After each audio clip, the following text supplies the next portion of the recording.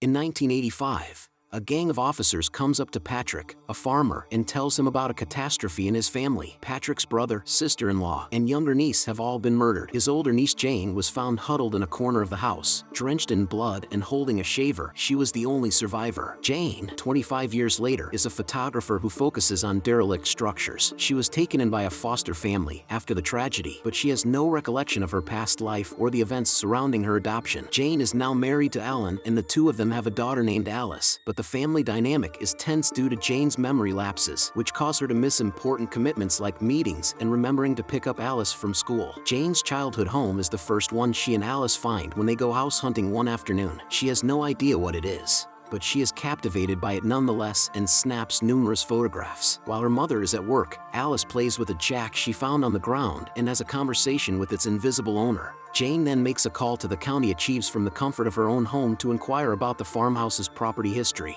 Jane answers the door late at night to find a box on her doorstep. Inside is the jack Alice had discovered, along with a bug that completely catches her off guard. Several days later, Jane can't stop glancing at the photograph she snapped of the most recent farmhouse she's visited. After forgetting to pick up Alice from school, Alan phones to remind her, and Jane had to rush off to do so. Jane receives a phone call from a little girl she assumes to be Alice, who says she wants you to come back while Jane is driving. A blonde girl suddenly appears in the middle of the road, and Jane has another momentary lapse in recollection that causes her to smash her automobile.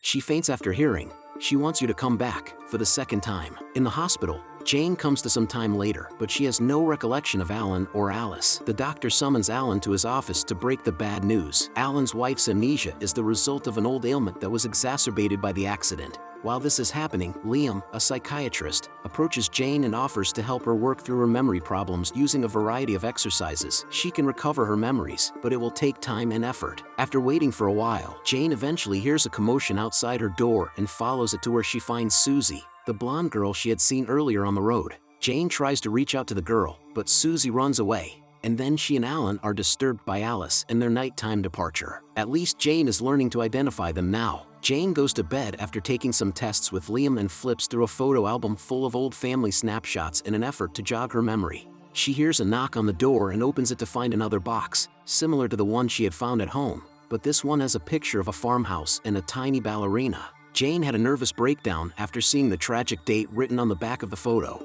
While this is happening, Alan, too, hears the doorbell and opens the door to find an envelope with some urgent documents. Jane's uncle Patrick has been taking care of the farm for her, but Alan brings her some important paperwork the next day to show that the property is legally hers. Jane has no recollection of asking for this documentation or having an uncle, but she recognizes the potential in this, and Liam agrees that a visit there might help her forget the past. Jane phones Patrick, who is astonished to hear from her, but invites her to visit whenever she'd like to learn more about her background. A few days later, Jane and the rest of the family travel to Patrick's house, and while on the way, Jane does her best to block out the visions she is seeing in which Susie suddenly appears to her. Patrick tells Jane he's sorry for sending her to foster care, but he knows he couldn't provide a stable home life for her. When Jane inquires about the fate of her family after Patrick hands her the farmhouse's keys, he responds that they perished there. Even though she appreciates his assistance, Jane has no recollection of him.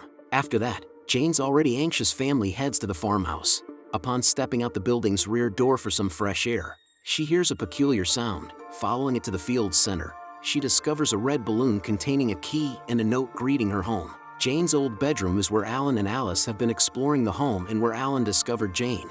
Alan needs to uncover the concealed key so that Jane's sister can enter her room. They discover a music box that Alice can't figure out how to play, as well as a few other toys inside. But, on their way out, Alan locks the door behind him, and the door won't unlock on its own. The next day, the whole gang travels to nearby town for some sightseeing. When Jane goes to an antique shop, the shopkeeper, Jennifer, carefully leads her to a framed newspaper item from 1985 about the incident that suggests Jane may have been to blame. The phone rings, and it's Liam calling Jane about the appointment they forgot to schedule for today. Liam is happy to hear she's making progress with her memories, but he insists he's in his office, which is at odds with the fact that Jane can now see him in the shop.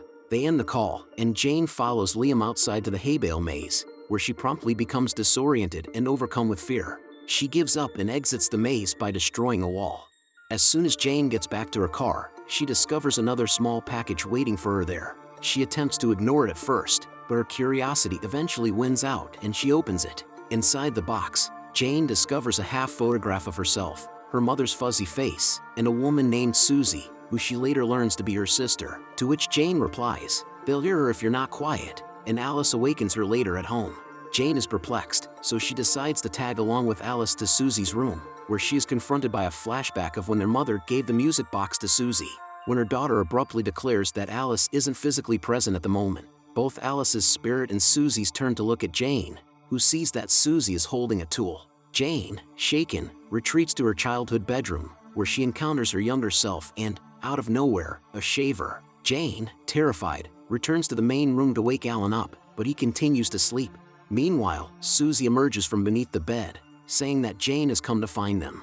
As Jane tries to hide in the closet, Susie follows her there. After much resistance, Susie falls to the floor with Jane's hands on her. In the flash of an eye, Jane is holding her daughter, Alice, in the privacy of her own bedroom. Jane no longer sees Susie, but she does find a jack on the floor after Alice wakes up and shakes her awake before sending her back to her own room. Jane visits Patrick the following day to press for clarification. Patrick says his brother was an alcoholic with a short fuse, but he worked hard and never did anything to harm the family, and that the only person who knows what happened the day of the tragedy is Jane. In the morning, Alice sees that Jane is exhausted and apologizes that Susie kept her up the night before.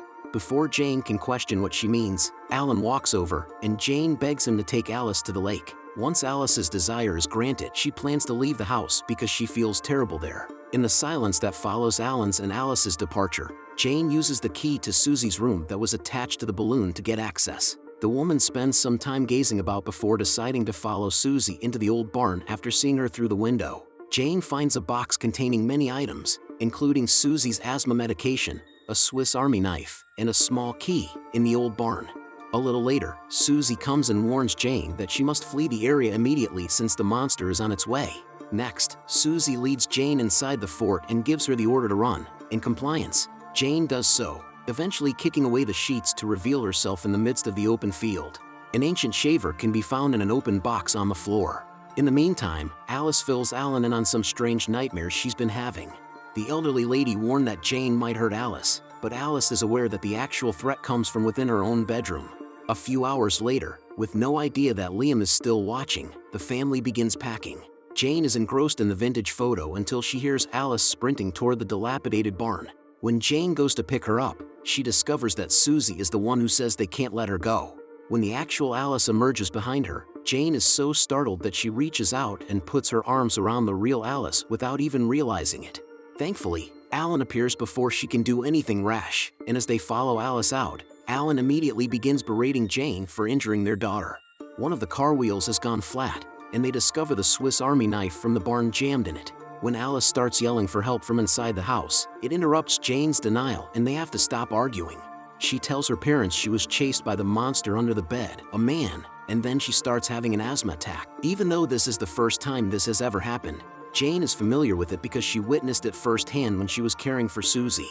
When Alan grabs Alice and heads downstairs, he finds the front door locked. Taking Susie's advice, Jane takes a step back, which causes the door to open because the ghosts just want her to stay. While Alan flags down a passing automobile for a ride to the hospital for Alice, Jane searches the house for clues and discovers a scrap of paper that reads, "Tag, you're it." Right after Jane agrees to play, Susie appears and escorts her to her bedroom, where she finds the music box and uses the barn key to unlock it. The second half of the photo shows that Liam is Jane's dad, and inside she finds two ballerinas just like the one she got in the box. Before she has time to figure out what this means, Susie tells Jane to hide under the bed with her because the monster is coming. Just then, Patrick walks in carrying more of those small boxes, which turn out to be presents for Susie. Jane flees the bedroom, terrified of what will happen next, but Liam appears and insists that she stay so that she can learn the truth. Susie's babysitter Patrick was the real monster. He would enter her room whenever he was watching the girls and engage in sexual misconduct. Jane, who was hiding out under Susie's bed the night of the tragedy, saw everything. Liam promptly went to sleep on the couch when his parents arrived home unexpectedly early. Jennifer, who had turned out to be the children's mother, overheard her daughter Susie's pleading and climbed the stairs, tool in hand. Upon spotting her, Patrick immediately engaged her in combat over the tool, eventually murdering her and dumping her body on the floor where Jane could see it. One of Susie's asthma attacks was provoked by the terrible circumstances, but instead of treating her, Patrick went after Jane, a young girl who had finally had enough. Liam was awakened by the sounds, but Jane was hiding in the toilet with the shaver, waiting for Patrick to come close so she could damage him and then scurrying away again. Amnesia can be explained if Liam were killed instantly and Jane's head was injured when they collided on the way down the stairs. Patrick, devastated by the loss of his brother, went to check on Susie, but it was already too late. The asthma attack had already claimed her life. Patrick took the tool from Liam and handed it to him so he wouldn't get in trouble. Jane awoke shortly thereafter and, upon finding her father's lifeless body, rushed for cover, where she was eventually discovered by police.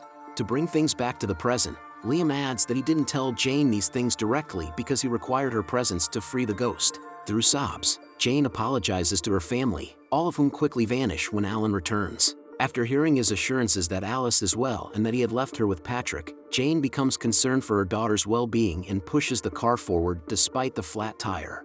While this is going on, Patrick starts calling Alice Susie and asking her to agree not to tell anyone about the game he's about to teach her. After hearing Alan and Jane's arrival, he arms himself and leads Alice to the barn, where he fires at Alan when he tries to approach. Since Patrick is focused on Alan, Jane is able to sneak up on him from behind and knock him out with a shovel.